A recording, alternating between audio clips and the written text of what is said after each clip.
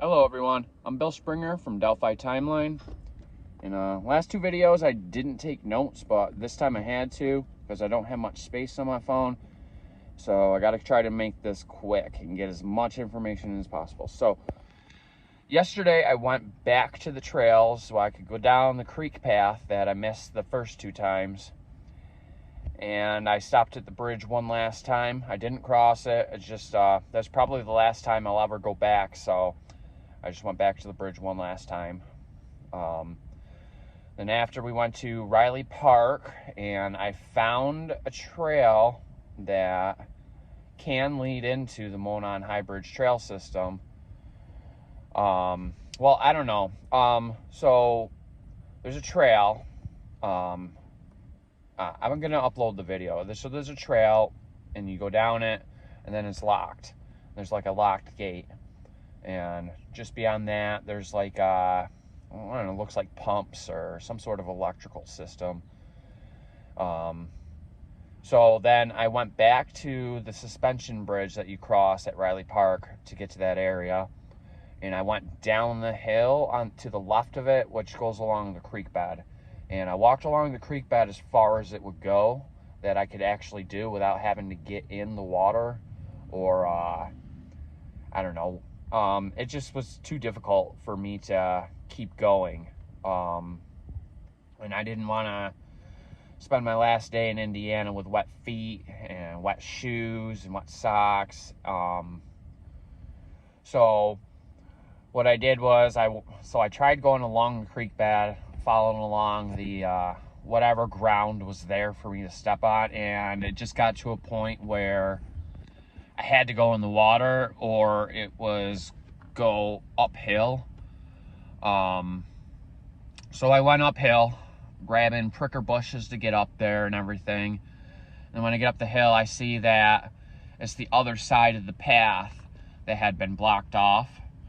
And I was like, well, I'm not going back down the hill and going in the creek and going back the way I went. So I went up the hill and I walked down the path. And the path eventually led out to a cul-de-sac. And when I got to the cul-de-sac, there was a man there in his yard.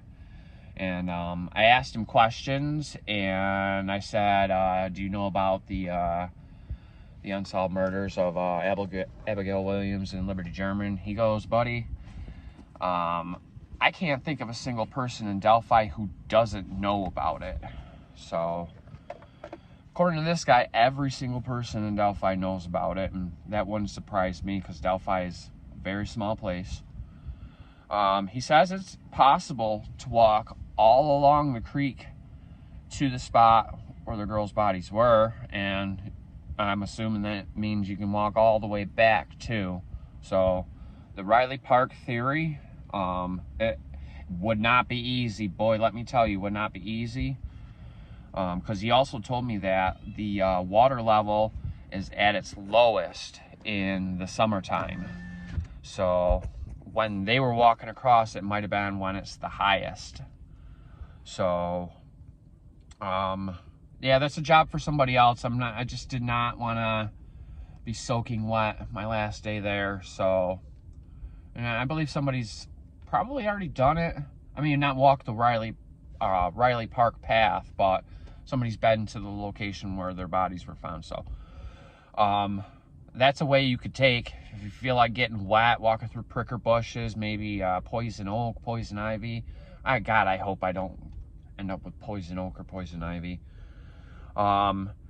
After we went to Riley Park, we went to Abby and Libby Memorial Park and just checked it out. It's a huge park. There was a baseball game going on there when we went. And there was a baseball game going on there the day before. So the park's being used for exactly what it was intended to be used for, and that's pretty cool. And then after we left the park, we traveled to the Marathon gas station where the FBI supposedly lost footage from.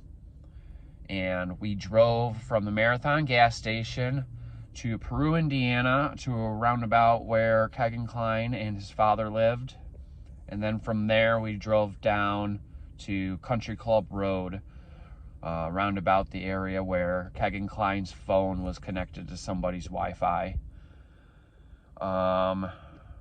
And that's where we ended our Delphi trip. My girlfriend and I were both ready to leave. And when we did, we got to about Tipton, Indiana. We were on North 600 West, and our tire just like exploded. We didn't run over anything. And it just popped. I hear this loud pop noise, and I get out, and I'll upload the video later, but it was popped on the side. So it had to have been either bubbling out, or I don't know. And my girlfriend calls me crazy, but I kind of think tire got shot out. I doubt it, but like that's what it seems like, because like we didn't hit anything. So it must have just been bubbling out this entire time from all the driving, and then it just finally gave at that moment. But yeah, so we spent an hour and a half on the side of the road. But let me tell you, I hate the roads in Indiana, but the people have all been top-notch, A-grade people. Like, my favorite person in Indiana was the tow truck driver that came and helped us. He was such a nice dude. He was quick, friendly, gave us advice on where we could go get a new tire. I'm gonna have to figure out where he works so I can give that place a shout out, because I couldn't have been more happier in a crappier situation. So shout out to tow truck guy, you're the best. And I can say that about all the people that I've interacted with in Indiana. Nobody has been negative. Nobody has, it's just all been pleasant all the way around. So Indiana people, thank you so much for being kind to my girlfriend Susan and I. It was a pleasure. Don't like your road so much. No, thank you. And a big shout out to my buddy Corn. I think I've talked about Corn more in the past 3 days than I have in my entire life. So shout out to Indiana Corn. You're the best. All right. Hope you're all having a good time, and I hope you're all safe. Later.